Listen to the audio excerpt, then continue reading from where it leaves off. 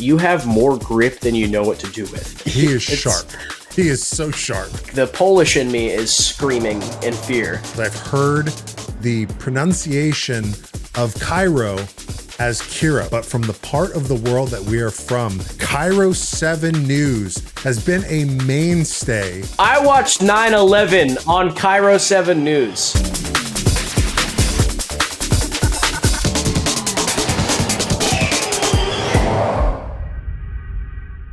Welcome to Circuit Breakers for the kickoff of Season 11 of Formula E. We are the Circuit Breakers. My name is Dallas. Right here with me is Taylor. It has been a long off season as we go into the winter months. It is electric racing time. We've been away for a while, but we are right back here to cover all of the fun, all of the ups, all of the downs, all the crash outs, all the podiums, all of the memes of Formula E. Taylor, it's been a while. How have you been, my friend? You know what? Busier than ever. I think we initially planned we were going to do a whole bunch of stuff during the off season, but instead I think we chose to enjoy our lives. Maybe. I mean, that's what I did. I went on vacation. I worked full time at my job, which I always do, but I also do the podcast. So I just had more free time. But I'm just excited to be back. We have a big season 11 ahead of us here. And I think there's a tremendous amount that we're going to be covering in this podcast. So we're hopefully not going to overwhelm any of you new listeners. But let us also just preface this now and say we are idiots. But we are idiots with a good understanding of what's going on here. So join us on this trip. You need to take all that credit of you having the good understanding. I'm just here for the rees. Exactly. Between the two of us, we have the understanding of an idiot. Because it's the highest high and the lowest low. Yeah. But we average out to just average normal idiot. So I will say, if you are new to the sport or you're just, searching for Formula E podcasts, this is one where you're not going to get the deep insights of the business, the league, the drivers. You come here to just crack jokes, or at least listen to jokes getting cracked about the drivers. There's a lot of memes that we're going to be revisiting, and then a whole slew of new ones with this brand new season. We have some driver moves. We have some team name changes. A lot has changed in this off season, and by golly, we just had our fantasy Formula E draft last night, and I'm looking at the spread of all the teams, and I don't know who is going to come out up front. It's going to be an incredibly unpredictable season. There's a tremendous amount of change that's happened, not only in teams, in the drivers, but also just in the cars itself. In many ways, this is an entire new generation that's just built on the last one, but significantly different as far as the action we're expecting to see on track. And so there's a lot to jump into, but I think the biggest thing that we also want to preface here too is that we're going to give you top to bottom info, but we are also going to flavor that with colorful commentary on what it means to be spectators of this sport. So do your best to tag along. And if you don't know just what we're talking about, just remember that we're probably going to make fun of someone's haircut fairly soon. Yeah. One thing I will say that I have noticed is we're like a fan podcast. I know, this medium for covering sports is typically ran by journalists, but we're just two goofs in America who really like Formula E. And we made the decision last year to create a podcast. And so to what you just said, we're going to be cracking jokes, just trying to have a fun time, because this sport is so fun to watch that I think, Taylor, I mean, this was your brainchild initially of like our Instagram chat during races. Why not just, put it out on the public forum? And if someone wants to swing by and enjoy it, hell yeah. Yeah. Formula E has the potential to be way funnier than any other race series, just by virtue of the fact that it is like the little sister version of every other major race series, and that it almost has its stuff figured out, but not enough to not make really funny errors in almost every single race. So we're going to just tag along on this crazy circus as it tours through the world. Now, typically, we test in Valencia, but there were some pretty catastrophic weather events that caused the circuit to be unavailable for testing, and our hearts go out to everyone who was affected by the flooding. But Formula E was able to pack that circus up nearly overnight and make its way over to Madrid to conduct testing at an entirely new circuit, which frankly is unfortunate because we don't now have a comparable benchmark to what these cars are doing versus what the previous generation of cars were doing. The Circuito del Jarama is the first time Formula E has ever raced there. It was testing. So the drivers didn't really have any prior experience racing this in this machinery. So it was a fairly fresh cut for everyone. Lap times with the new machinery are expected to be like 4 to 5 seconds a lap, which is pretty insane. But again, it's really hard to compare because, for example, this circuit is like 2.4 miles comparatively in length, which is just way too long a circuit for Formula E. Like, for example, like Portland is 2 miles long for Formula E. And that's like the longest, most energy hungry race for the whole championship. Shanghai, 1.8 miles, like 3 kilometers ish.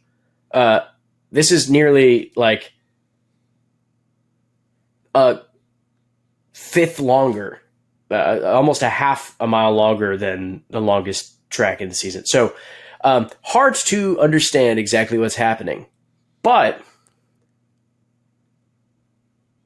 these cars are quick, like noticeably quick. Yeah, and this might, the length at Jarama may lead to the theories that teams are just sandbagging during testing. Now, to catch everyone up to speed, because we've talked about the Gen3 Evo, this is now the 4th iteration of the car in Formula E as we head into the 11th season.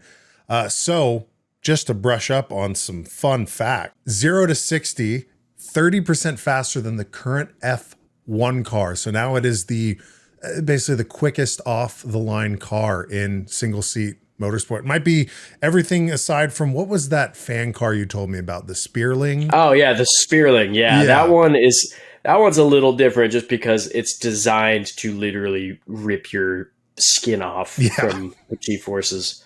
But as far as single seat race cars, the Gen3 Evo is the quickest.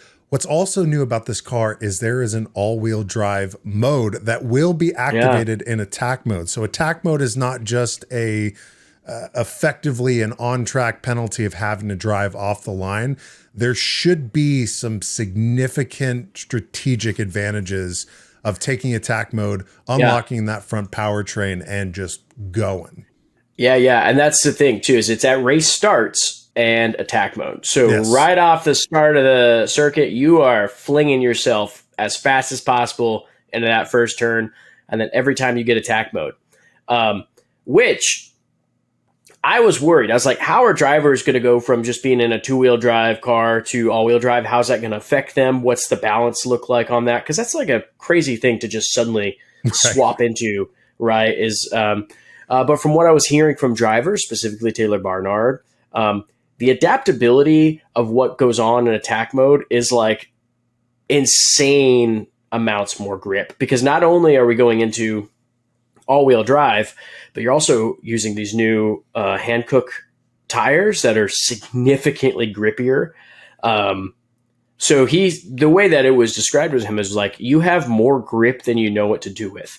And that is the best thing you can hear as a spectator, because that means people are going to do some insane shit. Super aggressive racing is going to be the name of the game for this season.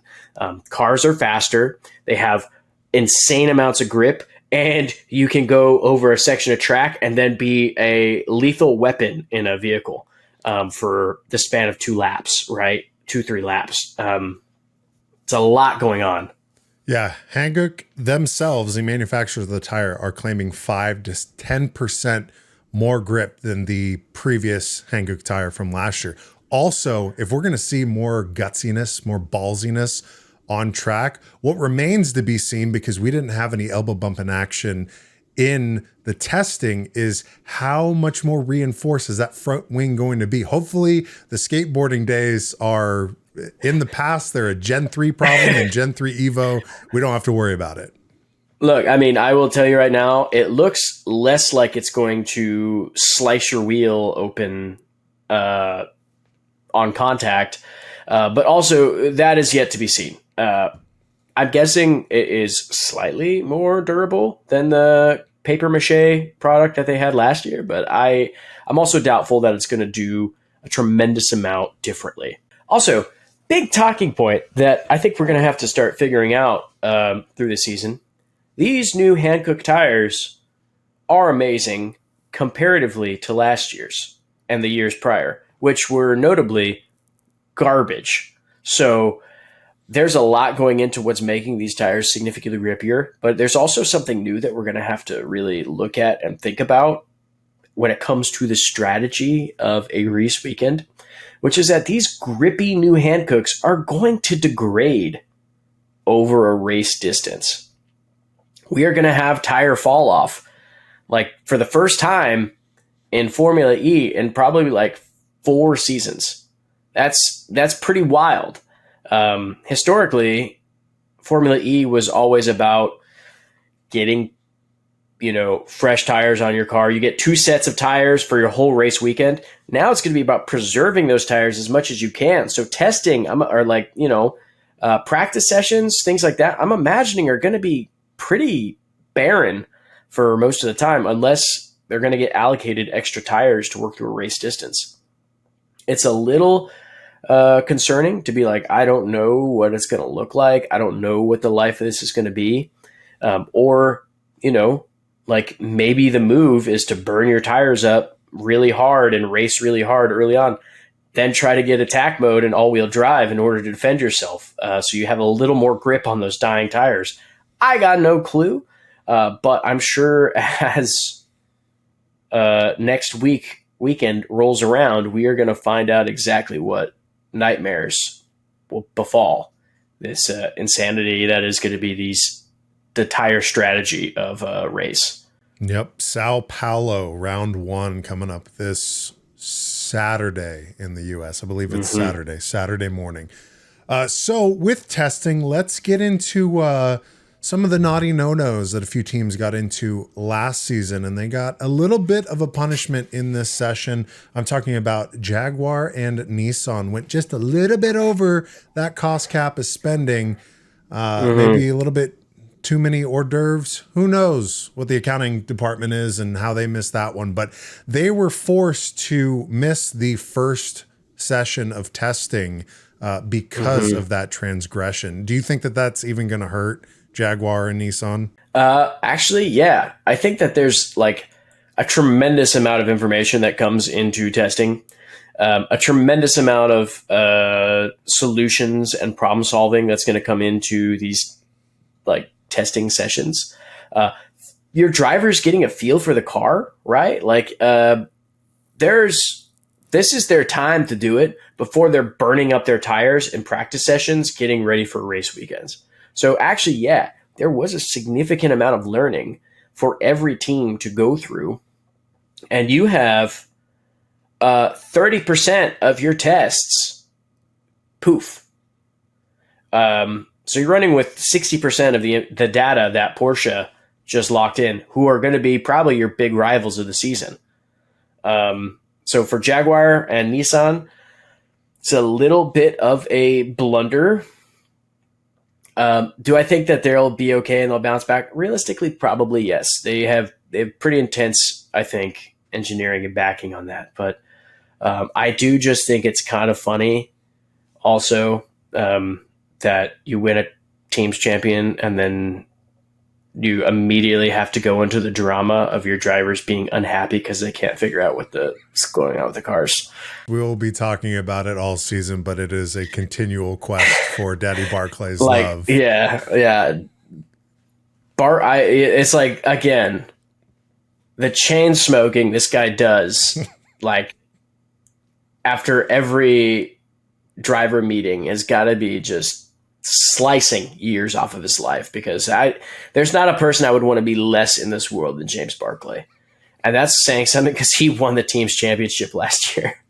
And it wasn't enough. And then, just imagine that you get passed down the information that, oh yeah, by the way, you have to miss your first testing session. Have fun you with blew it. Nice guy. You fucked up. You fucked up on the steak sandwiches, brother. You should have done bologna.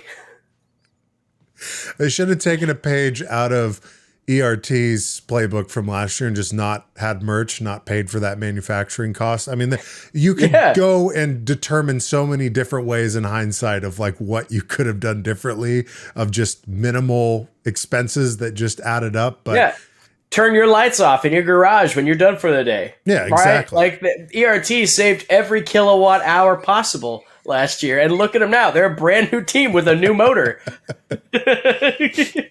Well, get me into some of these lap times throughout all of these sessions. Yeah, totally. So again, this stuff kind of, and honestly, means nothing, right? Because who actually knows what's going on with the circuit that they raced at? Which teams are, blowing their load, and which teams are racing very conservatively in these test sessions to figure out something specific. But drivers that topped practice sessions, in session 1, DaCosta managed to score the fastest time with a 1:29.22. Jake Hughes, in his new Maserati outfit, managed to get a 1:28. The Gunt, in his new, Darth Vader, Sith Lord, like, dude, it's an evil look. We're gonna take quick sidebar on what Max Gunther looks like in that DS Penske suit. He is sharp. He is so sharp. It's nefarious. Like, the Polish in me is screaming in fear. Test session 3, the Gunt was quick, with a 1:28.4. And then we start getting some interesting outcomes here. Session 4, David Beckman. Who the fuck is he? Well, that's Sergio Sette Camara's confirmed as of today replacement. They waited to race weekend to give old Sette's Camara the final send-off, the Viking funeral that he didn't know he was getting probably this whole time, kept on a hook, which, shame on you for keeping a driver on the hook for that. They edged him hard. But David Beckman, who is, I think, a plea bargain deal for hand-me-down parts from Porsche, managed to score fastest lap with a 1:27.75. So far, the fastest lap in testing goes to Cairo Race Co. Following that, our old favorite punching bag, Nick DeVries, managed to score fastest time with a 1:28.01. And then we had the fastest lap of the entire testing, which was, in fact, Mitch Evans with a 1:27.46. Now, I do want to preface this because I think this is funny for the long term. Dan Ticktum, in that same session, got the second fastest lap and the second fastest time of the whole testing weekend with a 1:27.06. He was 1.5 tenths off of Mitch Evans in this crazy new Frankenstein Porsche car that was put together by an LA consulting group. I never in 1,000 years would have sat down and said Cairo Race Co. is a potential midfield contender. I don't know.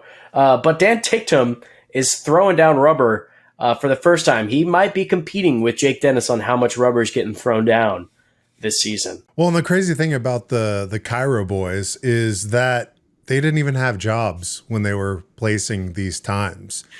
They didn't. Yeah. I mean, Dan Ticktum, right? It was a fair assumption they weren't going to give him the boot, but it wasn't confirmed. They were edging him as well. And then David Beckman, they're just like, hey, do you want to come drive this car? And he's like, okie dokie. Is there something in it for me in the long run? They're like, maybe. I don't know. Leftover powertrains from Porsche.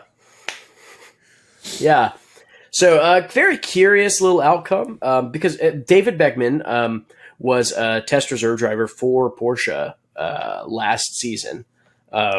So naturally he's been given a promotion to race, because like Andretti is the sister team to Porsche right now. And so I don't know really what that makes Cairo, but it seems like it's a weird like puppet, like when the mafia would have like puppet companies.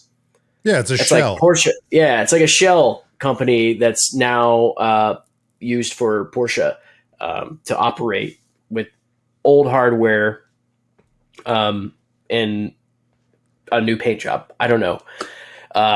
But in addition to that, Dallas, we had the women's test, which was a lot that we learned from that. Indeed, we did. Now, Formula E is no stranger to having women in racing seats. Actually, 3 women to date have actually competed in Formula E races. That was Michaela Cerruti, Catherine Legge, and Simona de Silvestro, which actually I believe was one of the women's drivers for Cairo. Now, these all happened within season 1.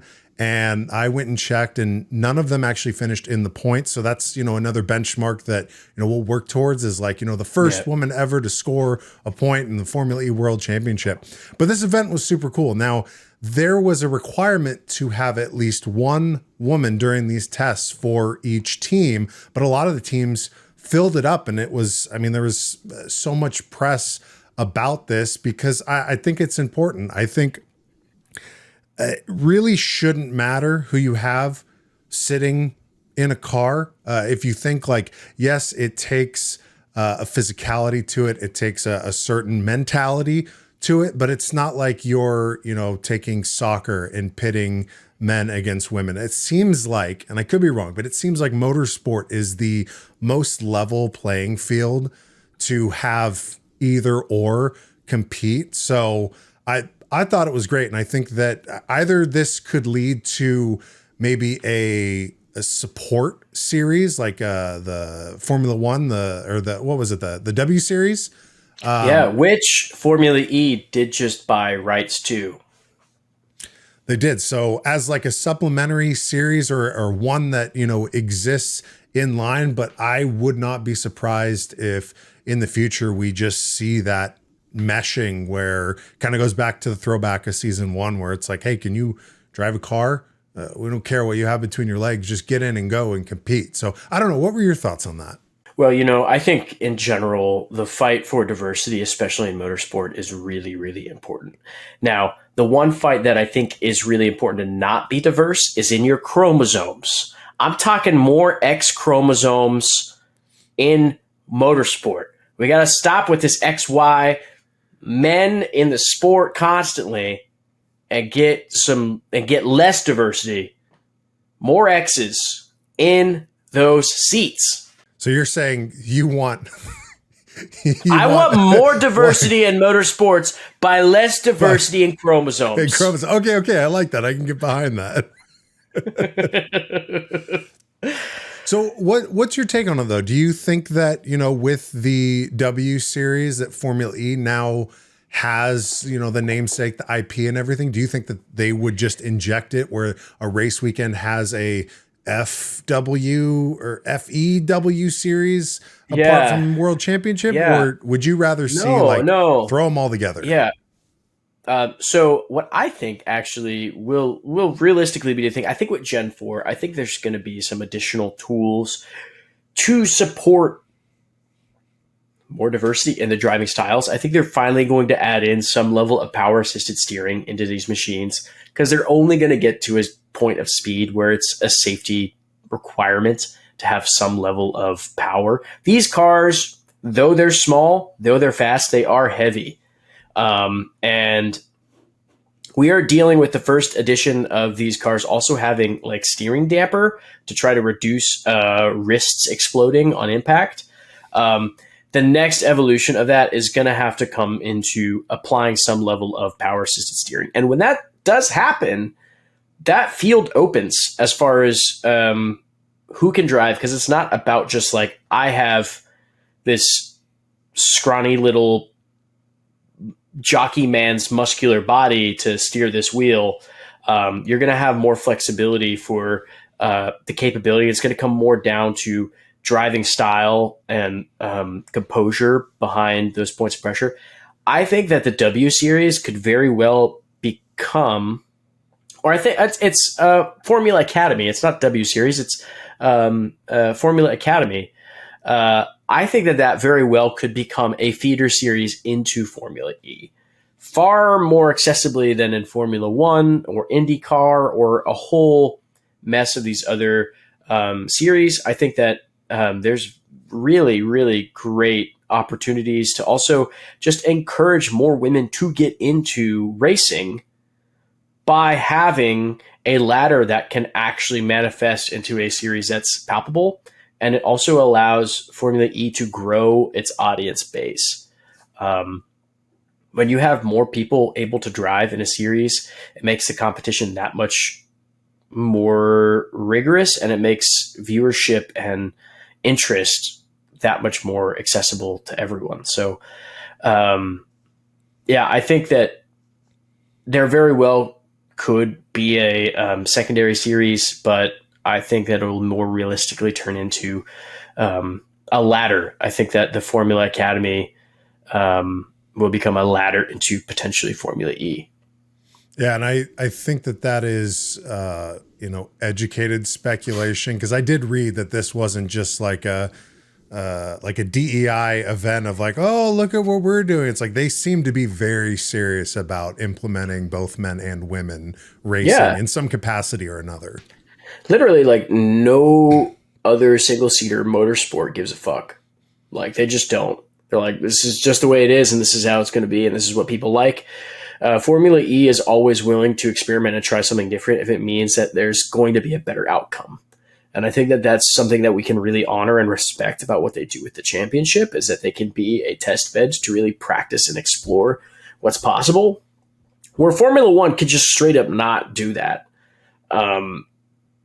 There'll be so much hate and spite and bigotry that will just ooze out of the hardest core fanboys of Ferrari if a woman drives for Ferrari, that like, God, it would be a nightmare. And it's an unfortunate reality, is that the fandom that goes into some of these really elite sports is just not prepared for that kind of experimentation that Formula E can accessibly do and succeed at.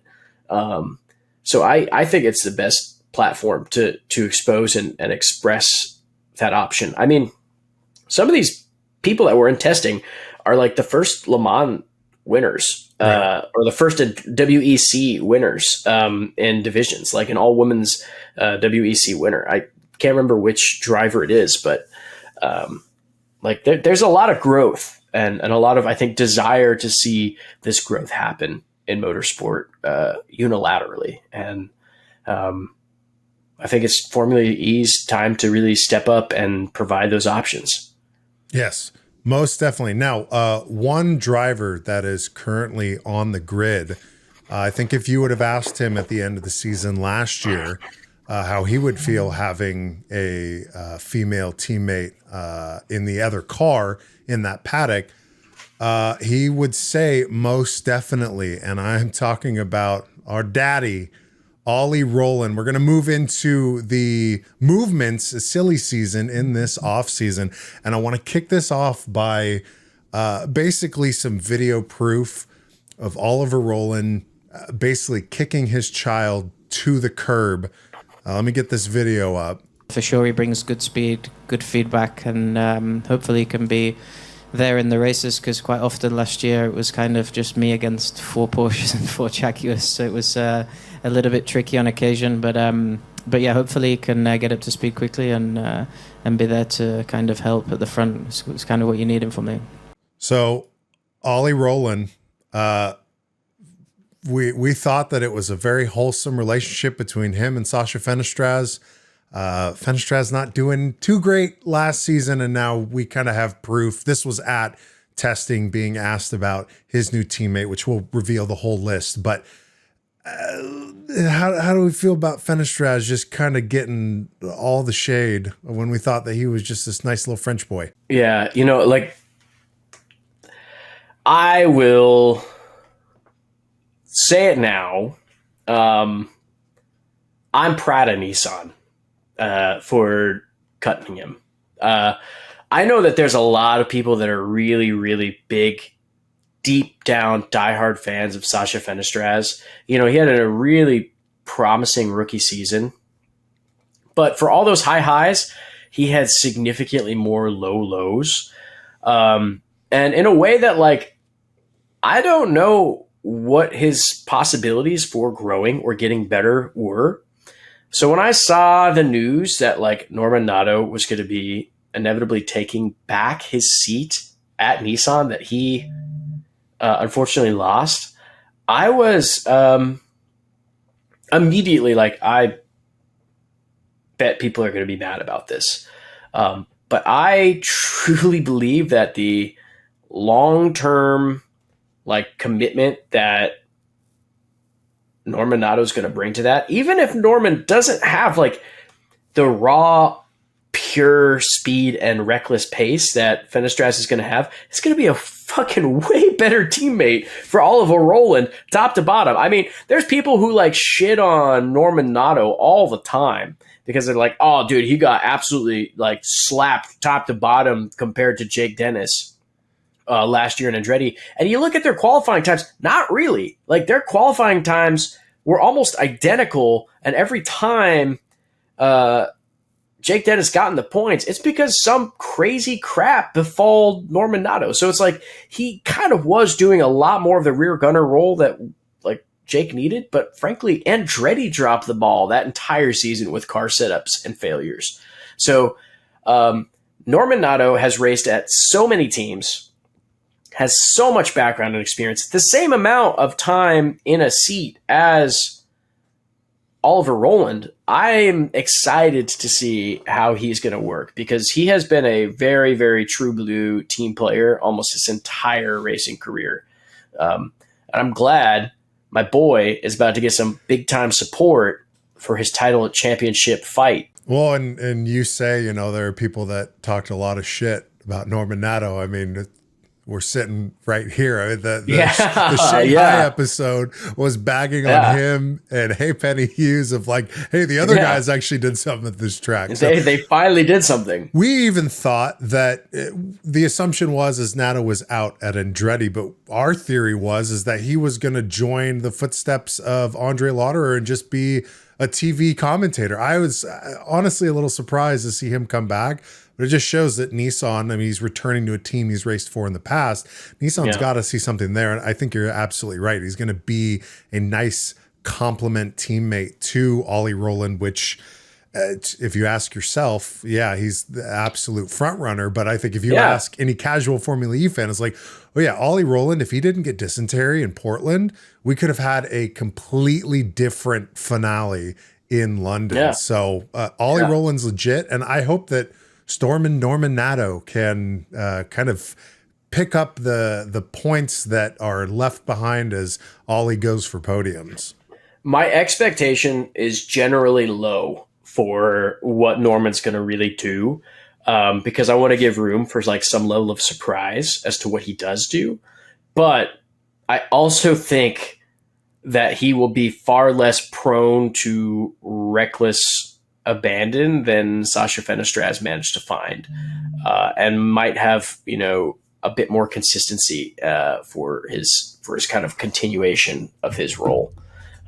Well, I need to call you out on that because I think you're expecting great things from Nato, because in our draft last night, you offered $50 to the guy who took him so you could have him on your team. So you could have a pure Nissan squad. I am going into that because I want the highest risk, highest reward team. It's never been done in our league to just have one whole team checked off. And I want it to be top to bottom Nissan. And we might just get it. So we'll see very soon. But yeah, I might be $50 poorer, and but you'll be one cherry blossom pink for an entire season. Yeah, one Nato richer. Now, the other moves in silly season, starting with the teams, there are two teams that, at least the names, they are no more. The liveries are no more. Apt Cupra is bye-bye, and income Lola, Yamaha, and then unofficially IKEA because of that blue and yellow livery. We got that announcement before the end of last season. So that was expected, right? We knew it was going to happen. The one that we had no idea what was going to happen was Neo 333, which was ERT last year. We didn't know if they were even going to exist, if the, Chinese thugs would come and swoop up. Dan Ticktum and Sergio said to camera, we'd never see them or hear from them again. They ended up about selling. to get shanghaied and all the way back after the Shanghai race. But ERT as like a fuck off year, it seems, because they were just so awfully uncompetitive. I mean, what was the bit that we had last year of we just would guess how much energy ERT would have at the end of the race? What it seems like, we've talked a little bit about them already, is they potentially might be more competitive because they're rocking a Porsche powertrain and not some bespoke bunch of battery cells wired together and hoping to finish a race. Now, I will say this because I've heard the pronunciation of Cairo as Kiro, and that's fine and dandy for all of you. But from the part of the world that we are from, Cairo 7 News has been a mainstay on our local TV. It's Cairo. I watched 9/11 on Cairo 7 News. So call it Kiro if you must. We will call it Cairo. I'm stoked that they have finally gotten on track after these years of being on screen. They're finally making their way onto track. The real story behind it is a investment group in, I believe, Los Angeles. Yep. Purchased the team. ERT famously dedicated to using an off-the-shelf Radio Shack RC engine for their entire vehicle. Decided to pick up last year's discarded Porsche powertrains from the trash and started running them, and is seemingly competitive. Now, again, last year's Porsche powertrains. So the new Porsche powertrains probably going to be a lot faster, more efficient, and significantly more palpable. But last year's Porsche powertrain did propel Pascal to the top of the timing boards and the championship. I think that there is a lot to be said about that powertrain. I am a big advocate for what that powertrain does. It's super efficient and it's quick over a single lap. I think in the hands of Dan Ticktum, there's going to be some pretty wacky shit going on with the timing tables. I feel like he's like Goku, where he's been training in like 3 times gravity.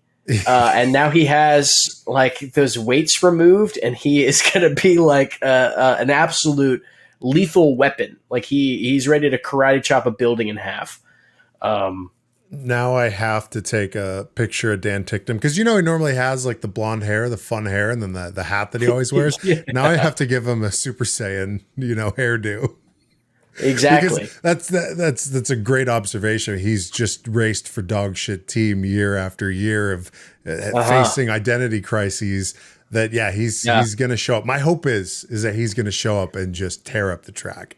Yeah, now he's got Big Brother Porsche's hand-me-down barbells to start really practicing his craft. So we'll see what happens. But as we mentioned as well, we have some driver changes. Dallas, you want to kick this one off? Yeah, so we talked about him in his Sith outfit. The only thing that he's missing is, the little button respirator thing to be full Darth Vader. But Maxi Gunther, the Gunt, moving over to DS Penske in that clean, crisp, orderly black. And then Storm and Norman Nato, we talked about moving from Andretti over to Nissan. And then the Birdman, Nico Muller, going from Maserati to Andretti. So Maserati completely cleared out their drivers from last year. Honestly, I almost forgot who they were replacing. And then I remember that it was Gunter, and I was like, who else was out there? Oh, yeah, Gian Truvula. Sorry, Gian. I'm sorry it didn't go well. We'll see it somewhere, sometime, someplace. Or not. Maybe you'll be a TV pundit. Yeah, maybe. That is a correction. So Nico Muller was apt last year. I had it written down as Maserati. But nonetheless, Maserati cleaned house.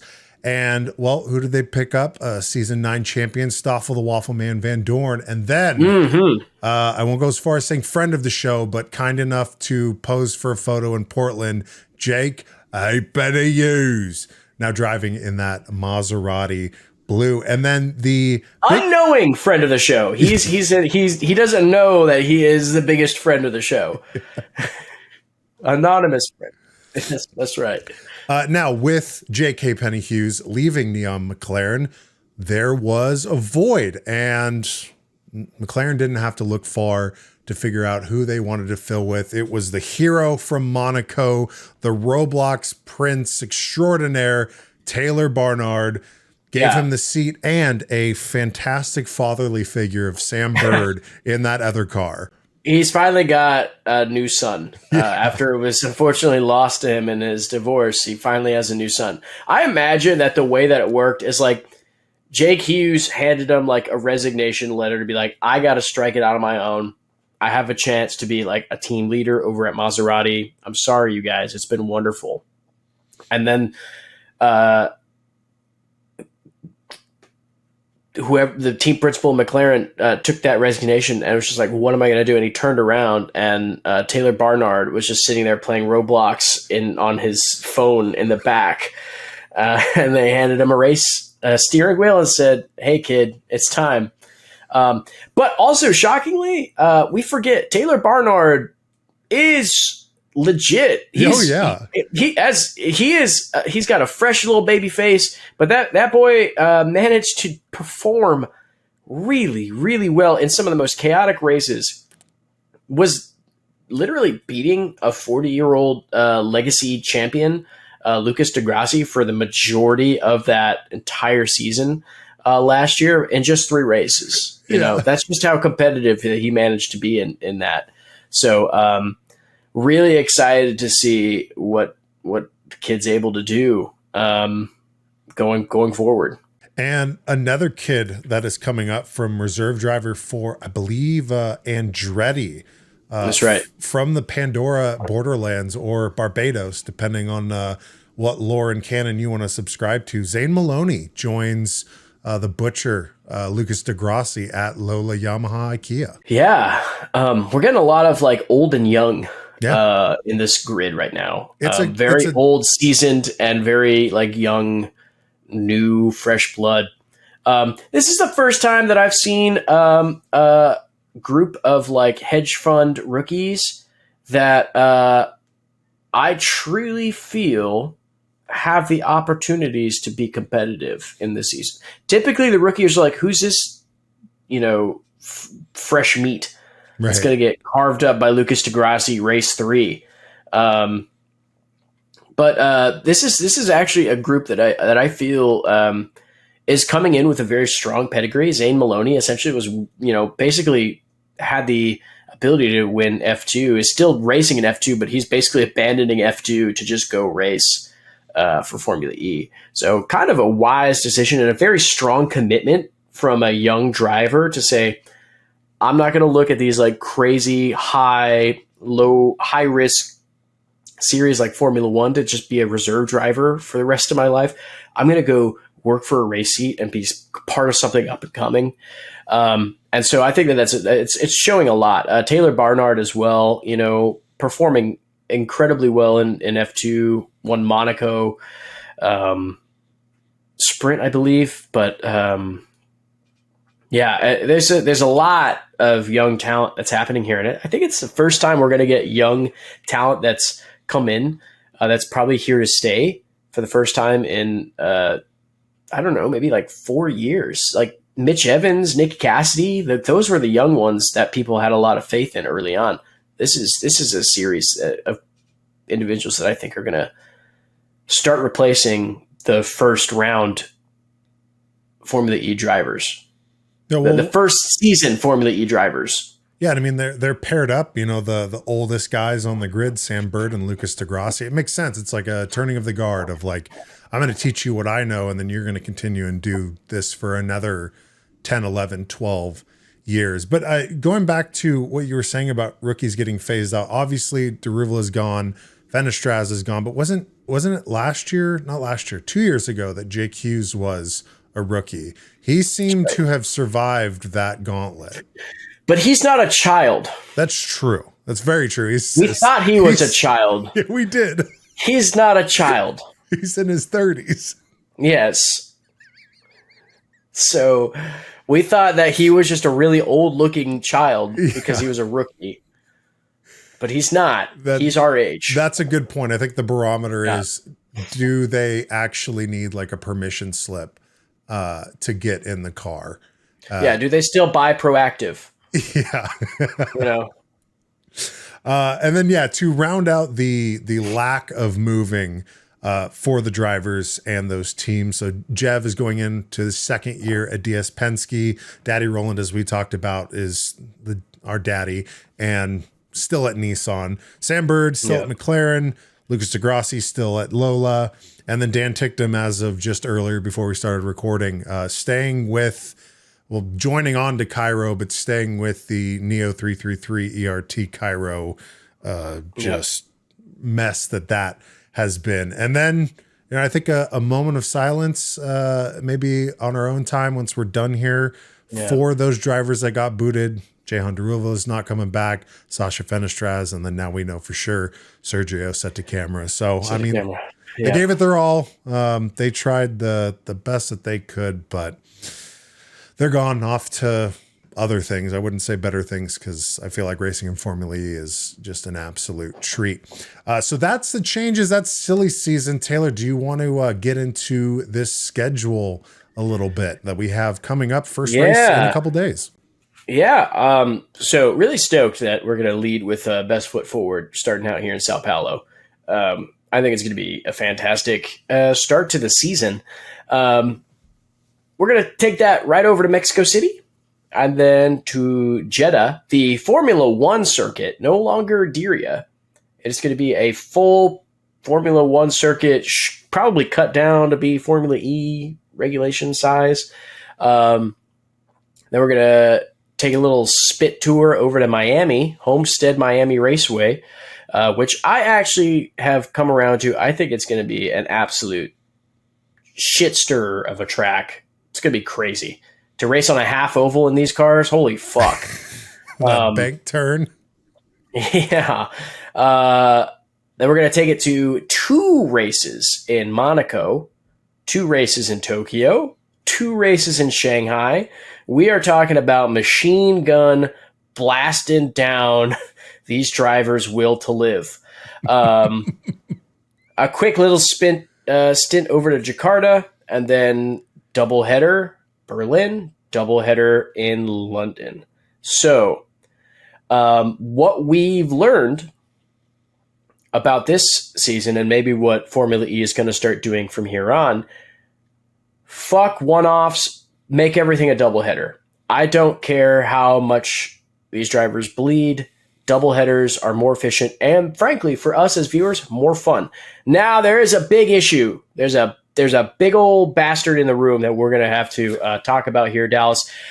Firstly, I just want to say this general calendar, I think, super mid. I think it's like fucking average at best. There's no real exciting new things here. In fact, there's actually more like lame older things. Like maybe at best a 5 out of 10. That's the best it's going to get. I think it's 5 out of 10. But the biggest fuck you to us as viewers, we got some insane gaps, Dallas. Yeah. I don't know how I'm supposed to be a fan for this fucking series when I got like 120 days worth of waiting for a race to happen. Yeah, so by the numbers, we're sitting here in December. At least as long as I've been following this sport, this is the earliest start, kicking it off right in the beginning of December. Christmas hasn't even happened yet. What's the fucking point of doing this race now if it's going to be 35 fucking days to the second race, Dallas? Yeah, so, okay, it gets better, though. 35 days from Sao Paulo to Mexico City. Then 34 days from Mexico City to Jeddah. Oh! Now, thankfully, we have a doubleheader at Jeddah. That should be a good time. But then after Jeddah, we have to wait 56 days from Jeddah to Miami. Now, I think this is a perfect opportunity to redeem ourselves and say that at some point during these big old gaps at the beginning of the season, we're going to be putting out maybe some other stuff. You have some complimentary pieces of content because we're going to forget. Viewers are going to forget. Fans are going to forget. They'll be like, oh shit, it's April. Isn't there a... I'm going to forget we exist. I'm going to fucking forget we exist between these gaps. So it's... Oliver fucking who? I guess it's a nice handoff because, right, this next weekend, first round is the last round for Formula One. So it's kind of a handoff, but not really, because you're just standing there with your meat in your hands being like, what am I supposed to do with this? I just got to keep it going. I got to keep it all warmed up. So it's tough. That thing that needs to be addressed. And I would agree with you based on the schedule. I would say it's mid just because of this gap. Aside from that, I actually really like these tracks that they are returning to. But the gaps what's the challenge? I just don't understand. What's the challenge of having a second race in Mexico City? Like, it's bizarre to me that they don't do it because they have such a good turnout there and that it's a prepared circuit. So it's not like you're fucking up traffic or anything like that. Like, what's the challenge of that? What's the challenge of doing a doubleheader at Miami? Make it worth it for those waits to happen and give us at least a doubleheader. If you can't slot in, if you can't lock down your like Indonesian race or your Vietnam race, like, do something else to better our existence as fans, like truly. Yeah, and can you imagine calling back to Sao Paulo last year, arguably the best race of the season, minus London, just because that was a season finale. There was a lot on the line. If you take that away, I think Sao Paulo was the best. It's the best race I've ever watched. Yeah. If we get another one of those this weekend, and then we just have to like find a way to ride that until January, whenever is Mexico City, and then the same thing to make it to Jeddah. I mean, it's brutal. And then on the flip side, if there's snoozers of races, if for whatever reason the Gen3 Evo just, I don't know, people are still somewhat conservative on the first race of the season, then it's the same thing. It's like, well, why would I want to tune in a month, 2 months to watch more of these races? So that's a tough thing. I hope that this is one of the last times that something like this has happened, because it's kind of been a mainstay in Formula E calendars. And to give them credit and to not put the full blame on them, like it has been in the past that cities have dropped out, elections, municipal decisions, budgets, whatever. But it's kind of a shitty thing to be like, Well, it's what you get. Have happy electricity. Yeah, I mean, I look at this calendar, Dallas, and it's like half of these like destinations are going to race at a prepared circuit.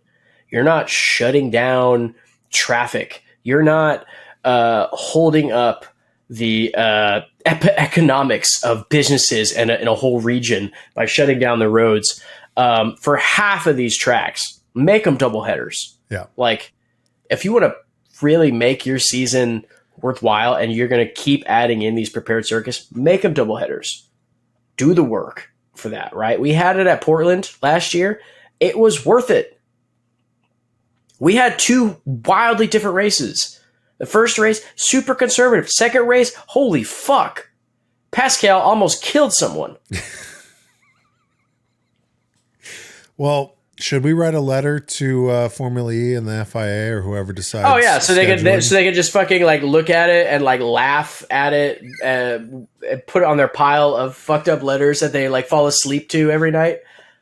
I say just for the giggles, we do just like a very strongly worded, critical but encouraging letter of like, hey, fuckers, Yeah, we want more races.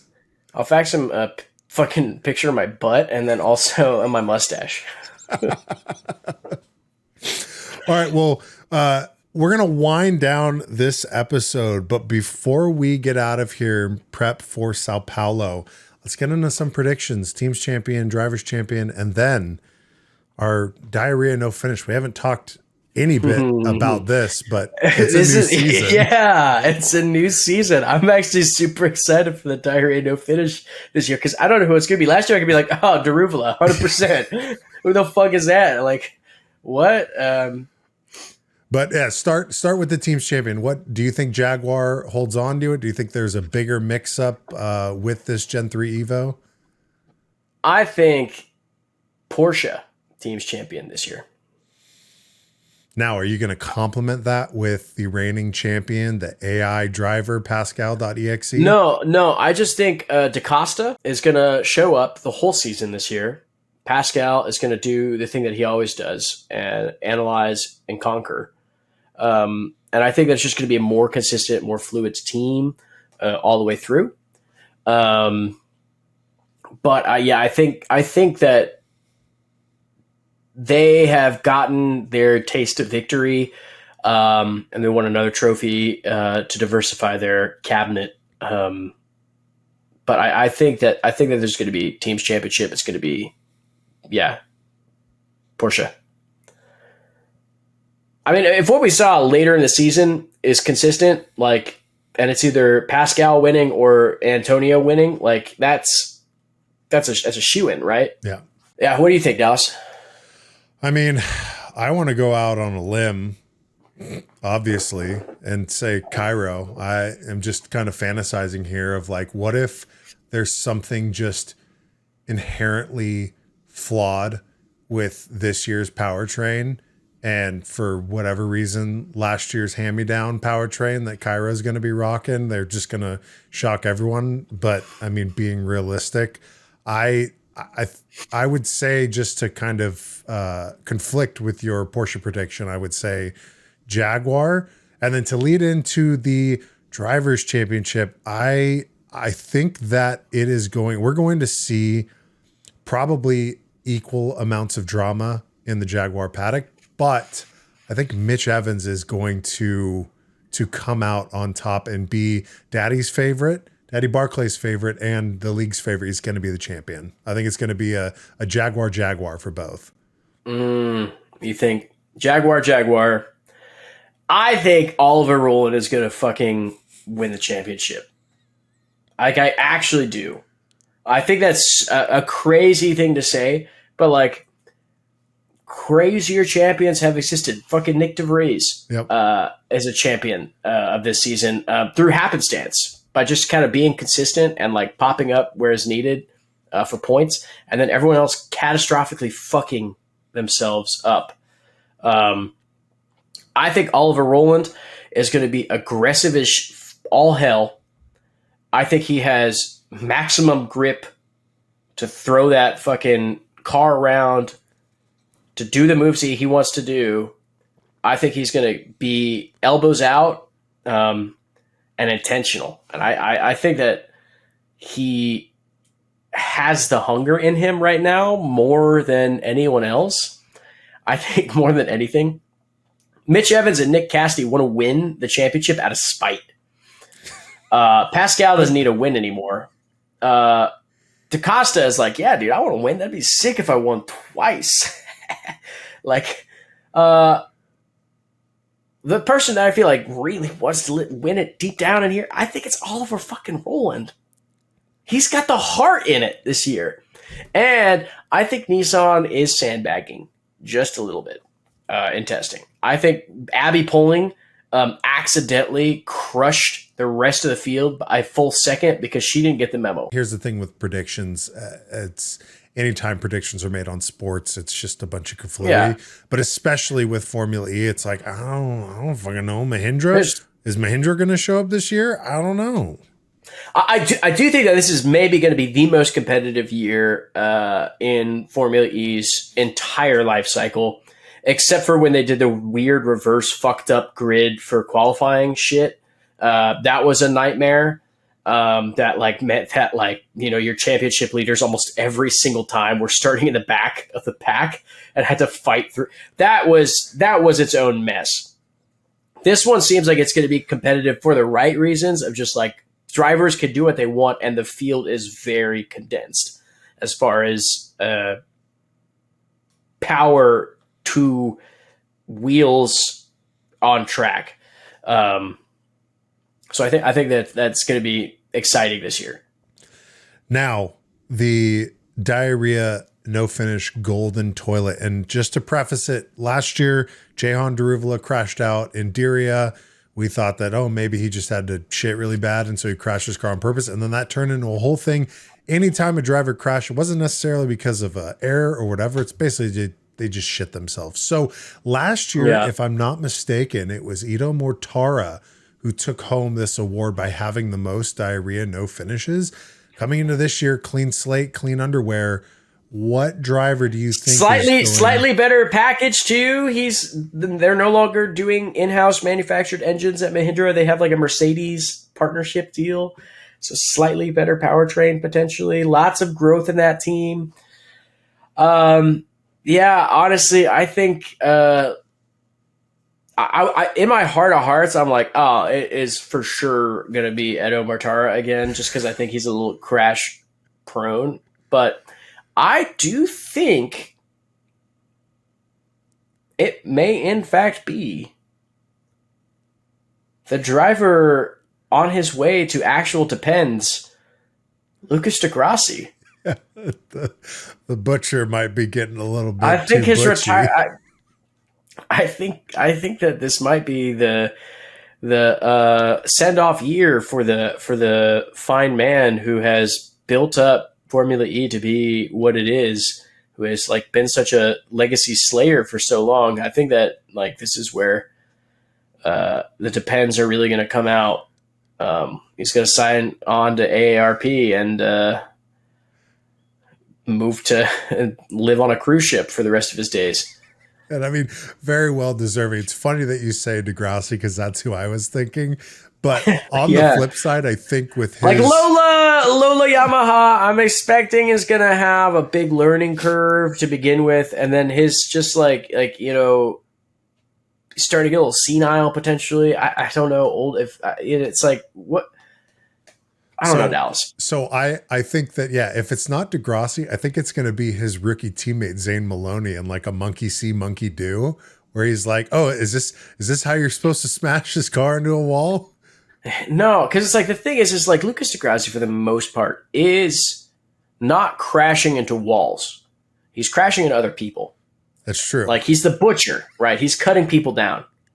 So it's like you're Zane Maloney, I think, will probably be just doing everything in his power to not damage the car like most of the season. So he's probably going to drive a little bit scared, a little reserved, trying to figure it all out. Back of the pack, maybe shooting into the points on occasion. But Lucas di Grassi is going to be racing like it's, you know, his final year potentially. Like I don't know what his level of commitment to continue on in the championship is. I know he has a family. He has so much that he does with his time. And I think like he wants this to be a good send off, but yeah, I think he's going to be driving angry and like with a lot of desire. And I think with the grip and the power that is in these cars now, he's probably going to be able to stick some moves, but I think he's also going to take some risky moves that he shouldn't be taking. And it's going to bust a couple of, he's going to crack some eggs, I think, on the way to his omelet this year. Well, we will be revisiting this topic because it's basically a guarantee a Formula E race is going to have a crash out. We'll have to come back at the end of the season and see if our prediction was correct. That's pretty much going to do it for this season preview going into season 11. As we mentioned, the first race of the season is this Saturday, and then the next race is next year. So what you could do, keep up with, updates and memes and all that fun stuff we put out at Circuit Breakers Pod on YouTube and on Instagram. We made a TikTok. Whatever gets put on Instagram gets put on TikTok. So if you're on TikTok with ERT, yeah. Get it while you still can. Yeah. And I don't know, any other closing remarks, Taylor? Yeah. I'm so fucking excited to see what happens. Like, truly, I'm more excited about this than like the end of the Formula One season. This is like truly a new group that I feel is going to be really wild to see on track. So I'm shaking with excitement. One final thing for me, just always have to give a shout out to It's Tricky for our intros, the same as last year as it is this year. If you want to check out his SoundCloud, that is also in the description, show notes, all that stuff. Taylor, I will see you after Sao Paulo for us to decompress that first race of the season, and then I won't see you for quite some time, probably, maybe. I hope not, but we'll see. That's it. I'll see you then, man. All right. Bye-bye. Bye.